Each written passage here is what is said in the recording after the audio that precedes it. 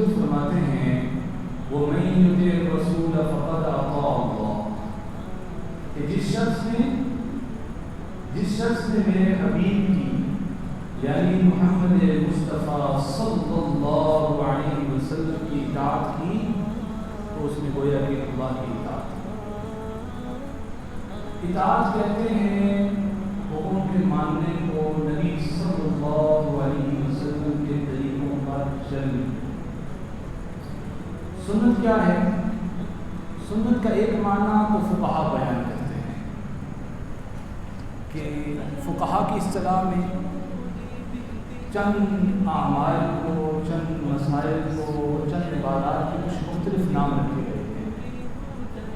چند عبادات کو وہ فرائض کا حق کہتے ہیں، چند عبادات کو وہ واجب کہتے ہیں، چند عبادات کے حوالے سے وہ کہتے ہیں یہ سنت ہیں، اور چند کے حوالے سے یہ کہا جاتا ہے یہ مستحب ہے، یہ نفل ہے۔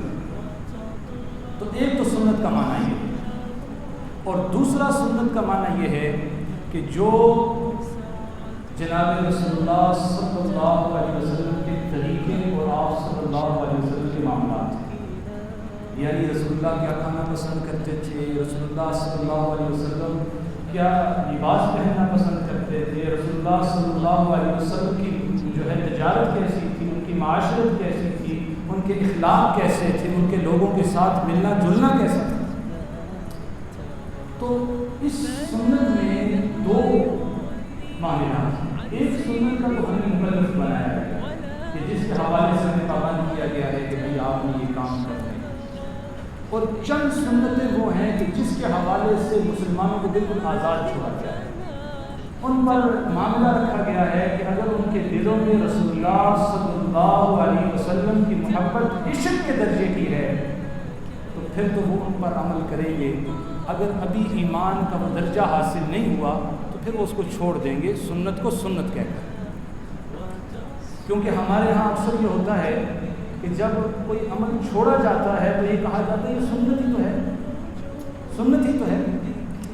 تو کچھ اعمال ایسے ہوتے ہیں، لیکن یہ یاد رکھیے گا کہ ہر دور میں ایسے عاشق ضرور رہے ہیں، اگر آپ تاریخ اسلام اٹھا کر دیکھیں گے، بلکہ آج کے دور میں بھی ایسے عاشق رسول اللہ صلی اللہ علیہ وسلم کے موجود ہیں کہ جن کو وہی چیز پسند ہے جو رسول اللہ کو پسند ہے، وہی کھانا پسند ہے جو رسول اللہ کو پسند تھا۔ وہ اگر حدیث کی کتابوں میں دیکھتے ہیں کہ رسول اللہ صلی اللہ علیہ وسلم بالوں کی مانگ بیچ میں سے نکالا کرتے تھے تو وہ عاشق اپنی مانگ بالوں کے بیچ سے نکالنا شروع کر دیتا ہے۔ جب اس کو یہ خبر ملتی ہے کہ میرے محبوب کو جو بھی روٹی پسند تھی تو اس کی بہترین غذا جو بن جاتی ہے۔ جب اس کو یہ علم ہوتا ہے کہ رسول اللہ صلی اللہ علیہ وسلم شہد اور زیتون کو پسند کیا کرتے تھے تو اس عاشق کی بہترین غذا وہ شہد اور زیتون بن جایا کرتی ہے۔ اور جب اس کو یہ علم ہوتا ہے کہ رسول اللہ صلی اللہ علیہ وسلم کدو اور گوشت پسند کیا کرتے تھے تو اس کی یہ غذا بھی اس کی پسندیدہ غذا بن جائے کرتی ہے۔ تو اس کے لیے کوئی قانون نہیں ہے، امت کو یہ نہیں کہا گیا کہ آپ جو رسول اللہ کھایا کرتے تھے وہ کھایا کرو، لیکن محبت خود سکھا دیتی ہے آداب محبت۔ محبت کے لیے آپ کو قانون کا پابند نہیں ہونا پڑتا، وہ آپ کو ایک ایک گر سکھاتی ہے، ایک ایک طریقہ سکھاتی ہے۔ اور جیسے شاید نے کہا نا کہ رنگ چمن پسند ہے نہ پھولوں کی بو پسند، ہم کو ہے پسند جسے آئے پسند۔ کچھ لوگ تو اس طرح کے ہوتے ہیں کہ جو رسول اللہ کو پسند ہے وہ چیز ان کو پسند ہے۔ اور یہ بھی یاد رکھیے گا کہ یہ باتیں کوئی فرضی باتیں نہیں تھیں۔ رسول اللہ صلی اللہ علیہ وسلم کو جو چیز پسند آئی صحابہ نے پھر اس کو پسند بھی کیا، اور جو حکم رسول اللہ نے دیا اس پر عمل بھی کیا۔ ایک مرتبہ رسول اللہ صلی اللہ علیہ وسلم جمعے کا دن ہے، منبر پر بیٹھے ہیں، کچھ ساتھی رسول اللہ کی زیارت کے لیے مسجد کے اطراف میں کھڑے تھے۔ رسول اللہ صلی اللہ علیہ وسلم نے حکم دیا کہ آپ بیٹھ جائیں۔ اب یہ بات حضرت عبداللہ بن مسعود کے کانوں میں پڑتی ہے۔ حضرت عبداللہ بن مسعود ابھی مسجد میں انٹر ہو رہے تھے، دروازے کے پاس تھے، جیسے ہی ان کے کانوں میں یہ آواز پڑتی ہے کہ بیٹھ جاؤ تو عبداللہ بن مسعود وہاں دروازے میں بیٹھ جاتے ہیں۔ رسول اللہ صلی اللہ علیہ وسلم عبداللہ بن مسعود کو بلاتے ہیں، کہتے ہیں عبداللہ میں نے تو ان لوگوں کو کہا تھا بیٹھنے کا جو مسجد کے اطراف میں کھڑے تھے، تم تو دروازے میں تھے، تم تو اندر آ جاتے۔ تو عبداللہ بن مسعود نے کہا یا رسول اللہ آپ کا حکم آ جائے اور اس کے بعد میں یہ سوچوں کہ آپ کیا کہنا چاہ رہے تھے، بس آپ کا حکم تھا ادھر بیٹھ جاؤ تو ادھر بیٹھ۔ تو کچھ عاشق اس طرح کے ہوتے ہیں۔ حالانکہ عبداللہ بن مسعود کو پتا تھا کہ آپ صلی اللہ علیہ وسلم مسجد کے اندر والے لوگوں کو کہنا چاہ رہے ہیں، لیکن رسول اللہ کا حکم تھا، انہوں نے کہا کہیں رسول اللہ کی حکم عدولی نہ ہو جائے۔ ایک مرتبہ حضرت حذیفہ رضی اللہ تعالیٰ دسترخوان میں بیٹھے ہیں اور ایک نوالہ زمین پہ گرتا ہے، بڑے بڑے وزراء اور بڑے بڑے ملکوں کے سفراء اس مجلس میں بیٹھے ہوتے ہیں عجم کے، تو نوالہ نیچے گرتا ہے تو ایک خادم کہتا ہے حضرت یہ اٹھا کے نہ کھائیے گا کیونکہ یہ اجمیوں کے نزدیک یہ معیوب چیز ہے، یہ اس کو برا سمجھتے ہیں۔ تو حضرت حذیفہ رضی اللہ تعالیٰ، حضرت حذیفہ بن یمان رضی اللہ تعالیٰ نے تاریخی جواب دیا، کہا کہ کیا ان احمقوں کی وجہ سے میں اپنے حبیب کی سنت کو چھوڑ دوں؟ ان احمقوں کی بنا پر میں اپنے محبوب کی سنت کو چھوڑ دوں؟ تو صحابہ اس درجے کا ان کو رسول اللہ صلی اللہ علیہ وسلم کی سنتوں سے عشق تھا۔ اور یہ بھی یاد رکھیے گا کہ ان کے معاملات ایسے ہوا کرتے تھے کہ اگر کسی سنت، اگر کوئی معاملہ، کوئی ایسی جنگ اس میں فتح یابی نہیں ہو رہی تو وہ فوراً سوچتے تھے کہ ہم سے کوئی سنت تو نہیں رہ گئی۔ ایک مرتبہ حضرت عمر رضی اللہ تعالیٰ کا دور ہے، یہ مسلمان جو ہیں حضرت عمر کے دور میں آپ نے پڑھا ہوگا کہ 22 لاکھ مربع میل پر مسلمانوں کی جو حکومت پھیل چکی تھی۔ اب یہی دور تھا حضرت عمر کا، ایران فتح ہو گیا، عراق فتح ہو گیا، ایشیا میں جب مسلمانوں کی فوجیں داخل ہوئی تو ایک قلعہ تھا وہ مسلمانوں سے فتح نہیں ہو رہا تھا، تو تمام جنگی حربے استعمال کر دیے گئے، تمام کوششیں کر دی گئی، لیکن قلعہ فتح نہیں ہو رہا۔ تو جو لشکر کا امیر تھا اس نے خط لکھا حضرت عمر فاروق رضی اللہ تعالیٰ کے نام، اور حضرت عمر رضی اللہ تعالیٰ کو لکھا کہ اے امیر المومنین، نہ جانے کیوں ہم بڑی بڑی سلطنوں کو ناک اور دھول چٹا چکے ہیں لیکن یہ چھوٹا سا قلعہ ہم سے فتح یاب نہیں ہو رہا، تو کوئی مشورہ آپ بھی دے دیجیے۔ تو حضرت عمر فاروق رضی اللہ تعالیٰ نے فرمایا کہ تم دیکھو تم سے کوئی نہ کوئی سنت چھوٹی ہوگی، تم سے کوئی نہ کوئی سنت چھوٹی ہوگی۔ اب ہوا یہ کہ خط، حضرت عمر کا خط آتا ہے اور پورے لشکر کے سامنے پڑھا جاتا ہے کہ امیر المومنین فرما رہے ہیں لگتا یہ ہے کہ مسلمانوں سے نبی کی کوئی سنت چھوٹی ہے جس بنا پر آج انہیں فتح نصیب نہیں ہو رہی۔ تو ہوتا یہ ہے کہ بڑے بڑے لوگ اکابرین اس میں ہوتے ہیں، وہ مشورہ کرتے ہیں اور ان کے مشورے میں یہ بات آتی ہے کہ ہاں ایک سنت ہے وہ ہم سے چھوٹی ہے، اور وہ سنت تھی مسواک کی سنت۔ اور یہ بھی بتاتا چلوں، اب صحابہ کو جب یہ خبر ملتی ہے وہ درختوں پہ چڑھتے ہیں اور مسواکیں کاٹنا شروع کرتے ہیں، ساتھیوں کو تقسیم کرنا شروع کرتے ہیں۔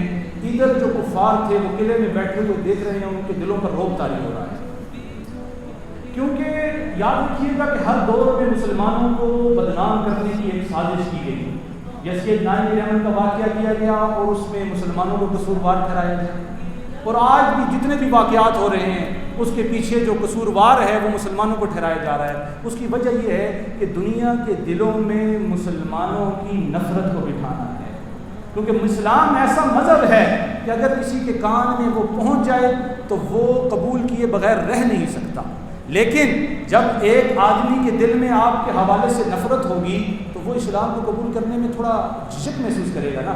تو کفار کی یہ سازش ہر دور میں رہی، تو اس دور میں بھی یہ تھا کہ لوگوں نے مسلمانوں کے حوالے سے بڑا سخت اپنے بچوں کو بھی اپنے بڑوں کو بھی ڈرا رکھا تھا کہ مسلمان تو بڑے ظالم ہیں، مسلمان ایسے ہیں، حتیٰ کہ عورتیں اپنے بچوں کو اگر کوئی بچہ شرارت کرتا اسے کہتے ہیں کہ اگر سو گے نہیں یا شرارت بند نہیں کرو گے تو آپ مسلمانوں کو بتائیں گے۔ ایک خوف پیدا کیا گیا تھا مسلمانوں کے حوالے سے۔ تو اور یہ بھی یاد رکھیے گا کہ مسلمان تو امن کا دائی ہے نا، اسلام تو امن کا دائی ہے۔ اگر ایک کتیا کا بچہ بھی مر رہا ہوتا ہے، اسلام کہتا ہے کہ تم نے اس کو بھی پانی پلا دیا تو وہ بھی تیرے لیے برکت کا اور اجر کا ذریعہ بنے گا۔ باقاعدہ ایک حدیث پاک کا ٹکڑا ہے کہ جس میں جناب رسول اللہ صلی اللہ علیہ وسلم فرماتے ہیں کہ ایک موقع پر بنی اسرائیل کی ایک زانیہ عورت تھی، بڑی گناہ گار عورت تھی، اس نے ایک پیاسے کتے کو دیکھا، اس نے اپنے موزے میں پانی بھر کر اس کتے کے بچے کو پانی پلایا، اس بنا پر اللہ نے اس کی بخشش کروائی۔ تو اسلام تو امن کا داعی ہے. اگر کسی جانور کے ساتھ بھی آپ اکرام کرو گے تو اللہ اس پر بھی جنت کے فیصلے فرما دیتا ہے. تو ایک پروپیگنڈا میں کہہ رہا ہوں کہ مسلمانوں کے خلاف انہوں نے بنا رکھا ہے. اب جب انہوں نے مسلمانوں کو دیکھا کہ مسلمان مسواکیں دان تیز کر رہے ہیں تو ان کے دلوں میں ایک روب طاری ہوا. انہوں نے کہا یہ تو اب ہمیں کھا لیں گے. ایسا ہوا کہ وہ لوگ وہ قلعہ چھوڑ کر بھاگ گئے اور اللہ نے مسلمانوں کو پتہ تھا. تو ایک سنت پر عمل کیا. اللہ نے کیا کیا؟ مسلمانوں کو فتح یاب کیا. تو ایک تو سنت پر عمل کرنے کا فائدہ یہ ہے کہ اللہ کی مدد اور اللہ کی نصرت آ جاتی ہے. اور دوسرا فائدہ یہ ہے کہ اللہ رب العزت قرآن مجید فرقان حمید میں فرماتے ہیں قل ان کنتم تحبون اللہ فاتبعونی یحببکم اللہ ویغفر لکم ذنوبکم واللہ غفور رحیم. آپ صلی اللہ علیہ وسلم سے کہا جا رہا ہے کہ آپ لوگوں سے کہہ دیجئے کہ تم اللہ کی اگر اللہ سے محبت رکھتے ہو تو تم نے جناب رسول اللہ صلی اللہ علیہ وسلم کی اطاعت کرنی ہوگی. تو جب تم اللہ کی اطاعت کرو گے تو تمہیں ملے گا کیا؟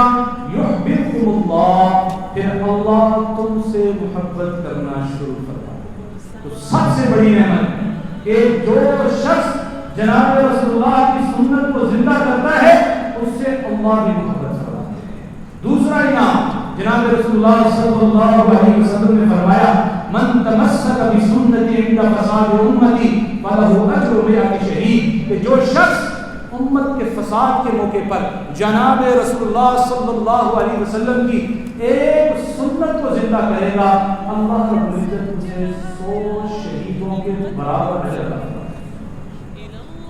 اگر ایک سنت زندہ کی تو 100 شہیدوں کے برابر اجر, 2 سنتیں زندہ کی 200 شہیدوں کے برابر اجر, اگر 10 سنتیں زندہ کی 1000 شہیدوں کے اجر کے برابر اجر ملے گا, اور اگر 100 سنتیں زندہ کی تو 10,000 شہیدوں کے اجر کے برابر اجر.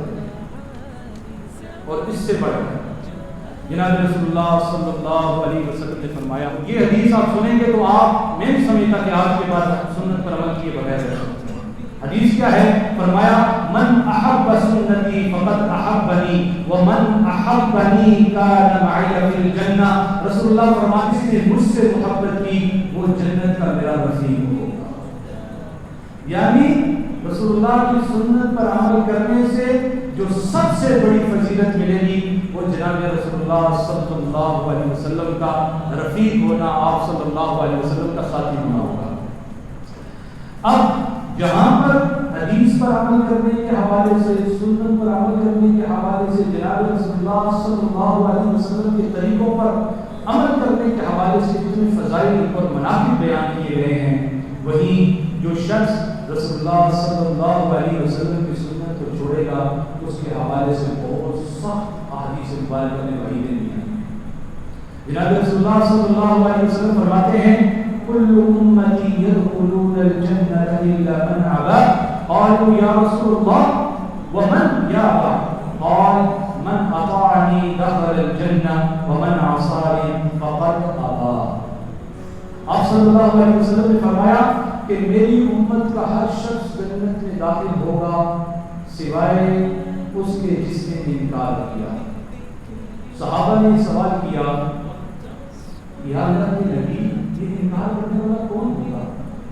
تو جناب رسول اللہ صلی اللہ علیہ وسلم نے فرمایا جس نے میری اطاعت کی وہ جنت میں داخل ہوگا اور جس نے میری نافرمانی کی وہ انکار کرنے والوں سے. یعنی اگر ہم رسول اللہ کی سنت کو چھوڑ رہے ہیں تو پھر ہم رسول اللہ کا انکار کرنے والے ہیں, ان کے طریقوں کا انکار کرنے والے. اور ایک حدیث میں تو یہاں تک فرمایا کہ من راغب عن سنتی فلیس منی. رسول اللہ نے فرمایا کہ جو شخص میری سنت سے اعراض کرے گا وہ ہم میں سے نہیں.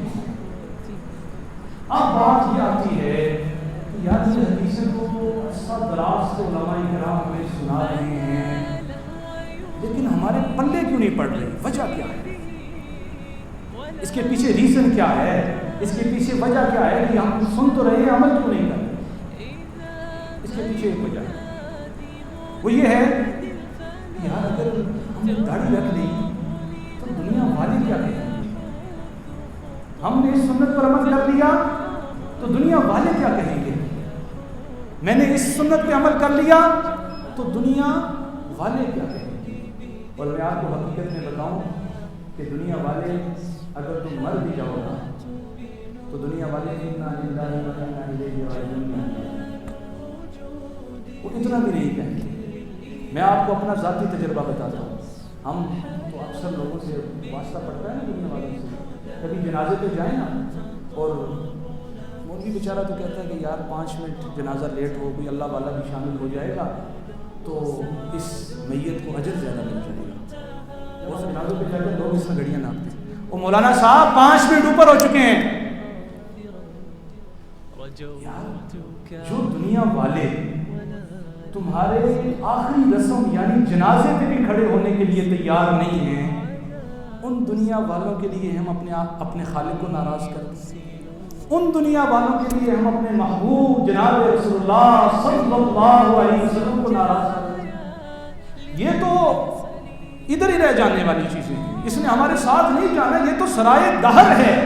میں آپ کو بتاؤں، میں ایسی ایسی قبریں دیکھی ہیں کہ دنیا میں ان کے پیچھے ہٹو بچوں کا شور ہوا کرتا تھا، دنیا میں ان کے پیچھے آگے اسکاؤٹ کی گاڑیاں ہوا کرتی تھی اور ان کا ایک جلال ہوا کرتا تھا، لیکن یاد رکھو کہ یہ سرائے دہر ہے مسافروں، با خدا کسی کا مکان نہیں، جو مکین تھے کل اس میں یہاں آج ان کا نشان نہیں۔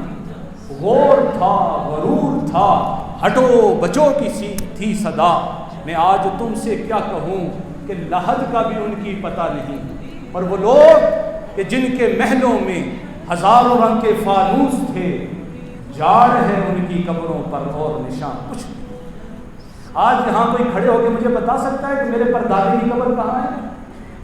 دادے کی قبر بھی اللہ ماشاءاللہ کتنی لوگوں کو پتہ ہوتی ہے۔ یعنی ہماری چوتھی نسل ہمیں بھول جائے گی، ہمیں بلا لے گی، اور آج ہم اسی نسل کے لیے دن رات تگ و دو کرتے رہتے ہیں۔ اگرچہ کہ حدیث پاک میں آتا ہے کہ اپنی اولاد کو مالداری کی حالت میں چھوڑنا بہتر ہے فقر کی حالت سے، لیکن اتنا بھی دنیا کے پیچھے بھاگنا کہ کل دنیا ہی ہو اور آخرت نہ ہو، یہ خسارے کا سودا ہے۔ ابھی کچھ دنوں پہلے، میں تحقیق تو مجھے نہیں ہے لیکن سنا ہے کہ بہت بڑی کمپنی کا مالک تھا اور اس کا انتقال ہوا تو اس کی میت کو وصول کرنے کے لیے لوگ نہیں آئے۔ بہت بڑی کمپنی، میں نام اسی لیے نہیں دے رہا کیونکہ تحقیق نہیں ہے۔ تو کہنے کا مقصد یہ ہے کہ یار اس دنیا میں تو ادھر رہ جانا ہے، تو کچھ عمل تو ایسا ہو نا کہ جو ہمارے ساتھ جانے والا ہو، جو جناب رسول اللہ صلی اللہ علیہ وسلم کے طریقوں والا ہو۔ کوئی ایک عمل ایسا ہو کہ انسان جب دنیا سے جا رہا ہو اس کو یہ اطمینان ہو کہ الحمدللہ یہ عمل میرے لیے کافی ہوگا۔ کوئی مسجد، دیکھیں کسی نے مسجد کا نہیں ہے، اب آپ یہاں نماز پڑھتے ہوں گے اور جو پڑھتا ہوگا اس بندوں کو دعائیں دیتا ہوگا، یار کتنی عالی شان مسجد بنائی، کتنی خوبصورت مسجد بنائی۔ تو اس طرح کا کام کوئی آپ بھی کر جائے، کوئی ایسا صدقہ جاریہ چھوڑ جائیں کہ کل آپ اس دنیا سے چلے جائیں آپ کو اس کا اجر مل جائے۔ ہندوستان میں ایک مدرسہ بنا تھا دارالعلوم دیوبند، ایک مدرسہ بنا تھا، آج اس مدرسے سے ہزاروں نہیں لاکھوں مدرسے بنے۔ تو کیا سمجھتے ہیں کہ اس ایک مدرسے کو بنانے والے کو کتنا اجر مل رہا ہوگا، کتنی نیکیاں مل رہی ہوں، ایک نیک اس نے رکھی تھی۔ آج ہم بھی کوئی ایسا کام کر جائیں کہ جو کل ہمارے لیے صدقہ جاریہ بن جائے۔ اس کے لیے یا تو آپ کی اولاد بن سکتی ہے، حدیث پاک میں آتا ہے کہ کوئی ایسی اولاد چھوڑ کے گیا جس نے اس کے لیے ایسے اعمال کیے، وہ بھی صدقہ جاریہ ہے، یا ایسا کوئی کام کر دیا رفائی کہ جس کا اجر اس کو ملتا رہا، جیسے میں نے مسجد کہا، جیسے میں نے مدرسے کا کہا۔ تو اللہ رب العزت سے دعا ہے کہ اللہ ہمیں کم از کم ایسا کوئی عمل چھوڑنے کی توفیق عطا فرمائے جو کل ہمارے لیے جو ہے نجات کا سبب بن جائے۔ اور انشاءاللہ ہم بھی ایک پروجیکٹ پر کام کر رہے ہیں کہ ایسا ادارہ بنانے کے حوالے سے کہ جس میں دنیاوی اور دینی تعلیم دونوں ہیں۔ دیکھیں نا، ہمارا الحمدللہ بڑے بڑے مدارس چل رہے ہیں اور بہترین کام کر رہے ہیں، لیکن آج کل ہمارے لوگوں کو تھوڑا اشکال ہوتا ہے کہ یار ایسے مدرسے کیوں نہیں کہ جہاں پہ ڈاکٹر بھی ہوں، جہاں پہ انجینئر بھی ہوں، جہاں پہ عالم بھی ہوں. جناب میں آپ کو راہ فکر دیتا ہوں کہ آئیں ایک ایسا ادارہ بناتے ہیں کہ جس میں جہاں پر علماء بھی ہوں گے، ڈاکٹر بھی ہوں گے، انجینئر بھی.